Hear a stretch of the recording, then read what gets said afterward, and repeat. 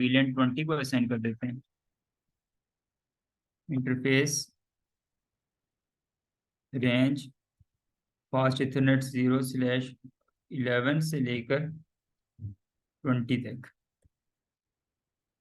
Switch port mode access, और फिर हम लोग इसको एक्सेस दे देंगे VLAN 20।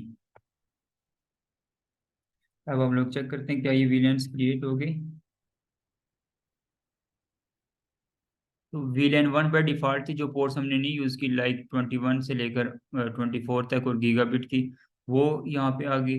VLAN 10 जो है वो उसमें 0/1 से लेकर 0/10 तक आ गई, और VLAN 20 जो है उसमें 0/11 से लेकर 0/20 तक आ गई। तो इस तरह से ये पोर्ट्स इस स्विच में इस तरह से असाइन हो गई। ठीक है, अब यहाँ पे डिफरेंट VLANs बन गई। पहले यहाँ पे ये जो VLAN 10 में यहाँ पे जो PC अटैच था वो पूरे नेटवर्क में कम्युनिकेट कर रहा था, पूरे, यानी यहाँ पे कोई पीसी हो उसके साथ भी कम्युनिकेट कर रहा था, यहाँ पे भी और यहाँ पर भी।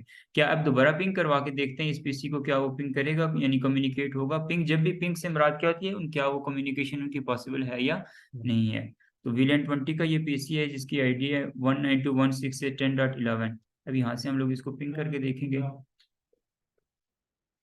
168.10.11।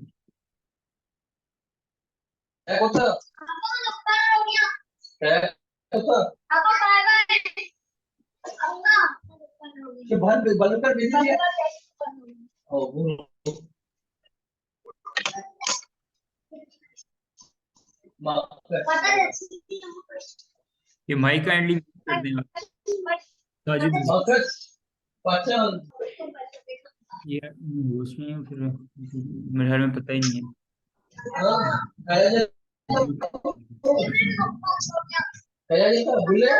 पार्टिसिपेंट्स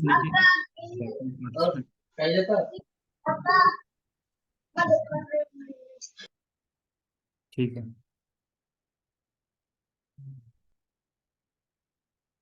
जी। तो देखें, ये हमने अब जब इनको डिफरेंट VLANs में ऐड करवा दिया, एक को VLAN 10 में, एक को VLAN 20 में, तो ये देखें कम्युनिकेट नहीं कर रहे। ठीक है, इसी तरह से इस पूरे नेटवर्क में अब जस्ट ये अपनी VLAN, इस VLAN के अंदर जो डिवाइसेस हैं उसके अलावा किसी और डिवाइस के साथ कम्युनिकेट नहीं करेगा। अब यहाँ पे एक नेक्स्ट जो स्विच अटैच है उसके साथ इसको पिंग करके देखते हैं क्या ये इसको करेगा पिंग, जिसकी आईडी है 31। करना चाहिए इसको 10.31।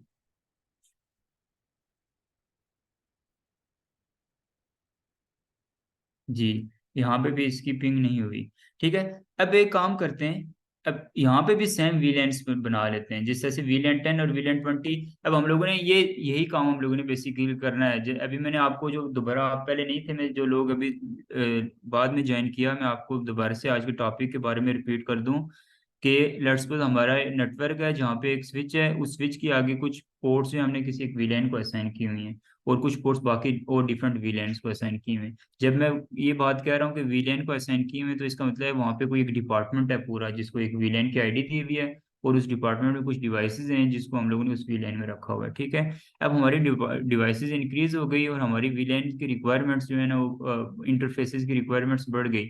तो उसके लिए फिर हमें क्या करना पड़ेगा, एक अल्टरनेटिव और एक स्विच ऐड करना पड़ेगा।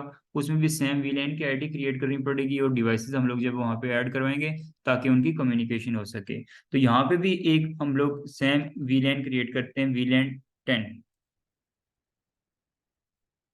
और उसको ये वाले सारे इंटरफेसेस दे देते हैं जो यहाँ पे 1 से लेकर 10 तक हैं।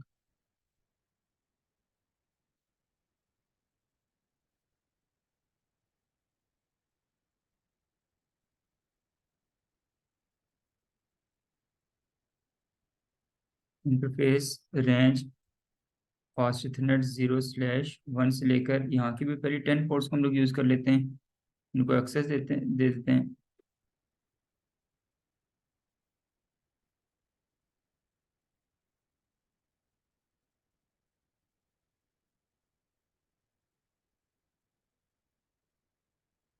एक ही VLAN फिलहाल हम लोग क्रिएट करते हैं, शो VLAN। तो VLAN 10 आ गई जिसमें 0/1 से लेकर 10 तक की डिवाइसेस अटैच हैं।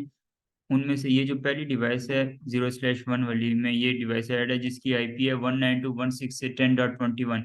अब यहाँ पे इस स्विच में देखें, जब सेम वीलैंस हो गई तो क्या अब दोबारा से हम लोग इनको आप होने दें, फिर हम लोग पिंग करके चेक करेंगे क्या ये पिंग करेंगी, क्या ये एक दूसरे को एक्सेसिबिलिटी होगी होगी सेम वीलैन में है तो होनी चाहिए।